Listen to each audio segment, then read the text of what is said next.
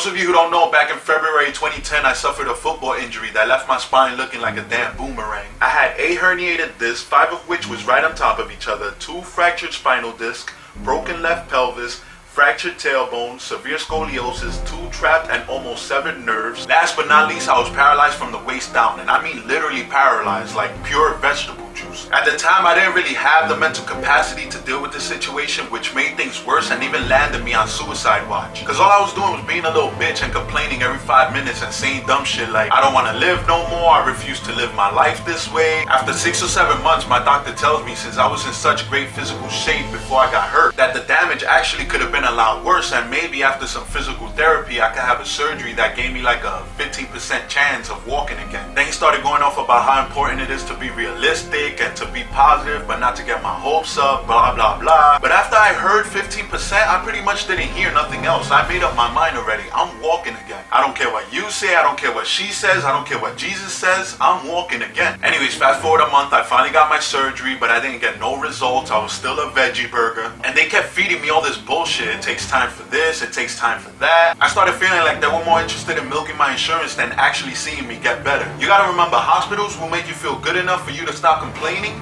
but bad enough so that you have to keep going back. Because at the end of the day, they make their money by the amount of times they can keep you coming back. They really have no interest in seeing you get better. So a month after my surgery, I signed myself out the hospital, started doing my research, and started rehabbing by myself. At home, in the hospital, in the gym. Next thing you know, 2-3 weeks after that, I wake up in the middle of the night with the worst pain I felt in my life. It felt like the end of my spine was being put through a pencil sharpener, and I was screaming at the top of my lungs. But I remember in between those screams and those tears, I was actually happy as hell because I was feeling something. Long story short, I worked the hardest I ever worked through the worst pain I've ever felt and got my life back. And that just goes to show the power of the mind, and I'm hoping to inspire people to do the same. I went from almost being a statistics to defying the odds, from almost being paralyzed to not only being able to walk again, but also winning back-to-back football championships, which would have never been possible if I would have stayed around telling myself things like, well, I guess my ass is crippled for a reason. Let me just sit my ass in this wheelchair and freaking lay eggs for the rest of my life. But no, because I have bigger plans for myself, just like you should have bigger plans for yourself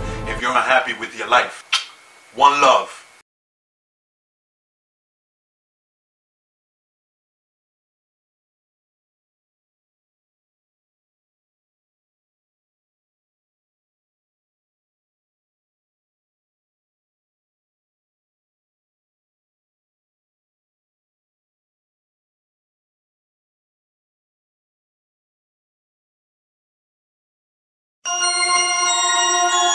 What I gotta do, let y'all niggas know, I am the nicest ever. Flawless victory, your niggas can't do shit to me physically, lyrically, hypothetically, realistically. I don't have it all upstairs, but who the fuck cares? The MC's so ill, I got ain't scared to catch me. I hold it down like fat people affected by gravity. Spread love, it's the Brooklyn way.